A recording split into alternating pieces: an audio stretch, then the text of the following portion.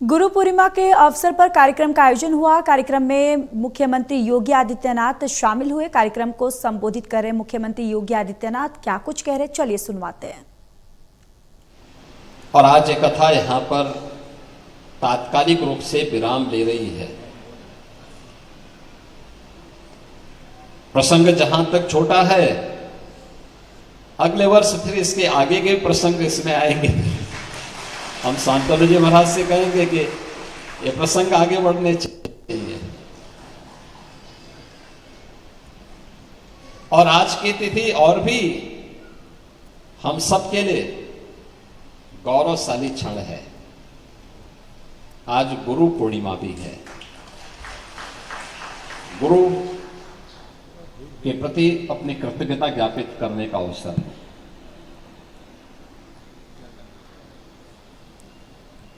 भारत के दुनिया के अंदर भारत एक ऐसा देश है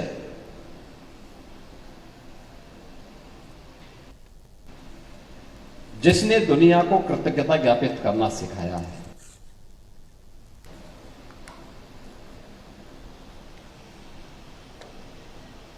हनुमान जी महाराज और मैनाक पर्वत के बीच में जब संवाद होता है तो सनातन धर्म क्या है, उस सनातन धर्म की महिमा के बारे में यही बात सामने आती है कि कृते च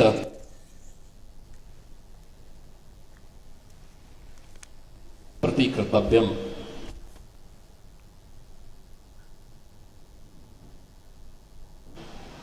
ये स धर्म सनातन।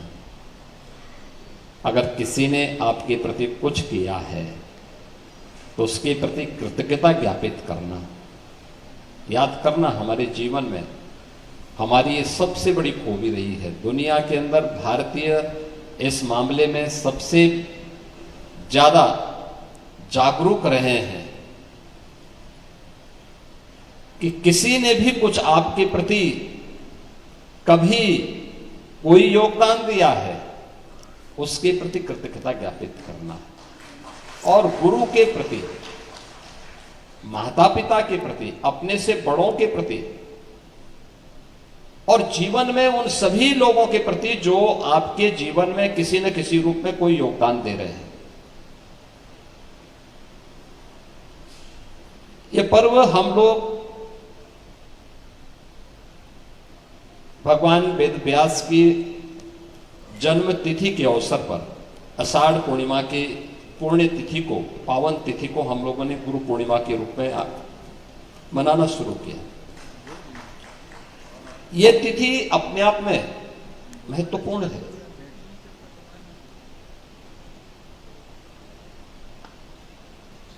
आप देखते होंगे, अक्सर सुनते होंगे, हम भारतीयों पे लोग एक आक्षेप लगाते हैं।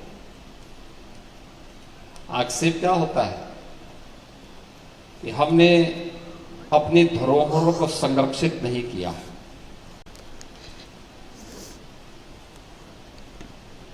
हमें विज्ञान के बारे में जानकारी नहीं, हमें आधुनिक ज्ञान की जानकारी नहीं, हम तथ्यों को तोड़ मरोड़ करके प्रस्तुत करने के आदी हैं और तमाम प्रकार के वितंडावाद के माध्यम से हम भारतीयों को बदनाम करने का प्रयास होता है। लेकिन ऐसा सच नहीं है। हमने तर्क वितर्क उनके साथ नहीं किया। याद करिए, दुनिया के अंदर जो सबसे प्राचीन ग्रंथ है, आज दुनिया भी मानती है वह वेद है, ऋग्वेद है। दुनिया जब अंधकार में जी रही थी तब भारत के अंदर वेदों की ऋचाएं रची जा रही थी। अलग अलग कालखंड में अलग अलग ऋषि ने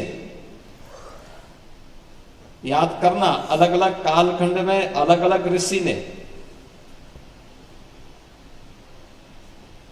चेतना के अपने विस्तार के माध्यम से ब्रह्मांड के उन रहस्यों को उन ऋचाओं के माध्यम से उद्घाटन किया है।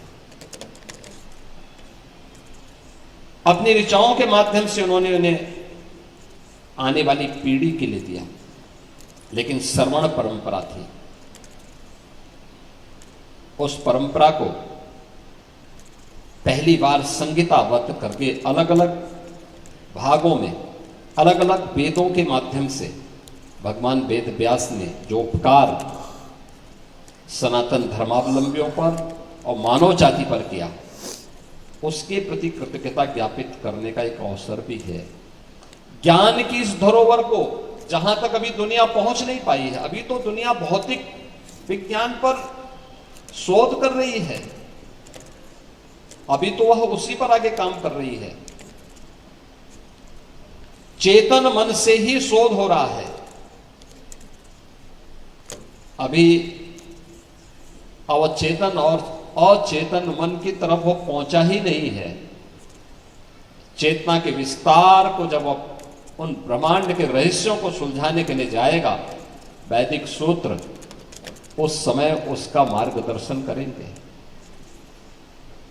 और ये हमारी धरोहर है, इसको एक साथ सजोने का काम अलग अलग कालखंड में अलग अलग ऋषियों की मंडली ने अलग अलग समय में किया।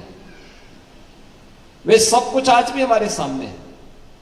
वेद भी आपके पास है, वे स्थल भी आपके पास है। आप नैमिषारण्य में कभी जाएंगे, नैमिषारण्य में आज से 3500 वर्ष पहले हजारों ऋषियों की एक पंचायत होती है, एक सेमिनार होता है भारत की ज्ञान की परंपरा को लेकर के, पुराणों की रचना को लेकर के, उसकी भाषा शैली को लेकर के, उसके विषय को लेकर के हमने नैमिषारण्य को विस्मृत कर दिया। हम भूल गए। कुंभ जैसे आयोजन हमारे लिए धार्मिक आयोजन तो बन गए, लेकिन ज्ञान की इस परंपरा को विमर्श का माध्यम बनाने का जो एक महत्वपूर्ण स्थल होने चाहिए थे, कहीं ना कहीं उसमें भटकाव सा देखने को मिला। एक सामान्य नागरिक के लिए अपनी श्रद्धा के अनुरूप त्रिवेणी में डुबकी लगाना और अपनी आस्था के अनुरूप वहां पर अन्य कार्यों के साथ जुड़ना,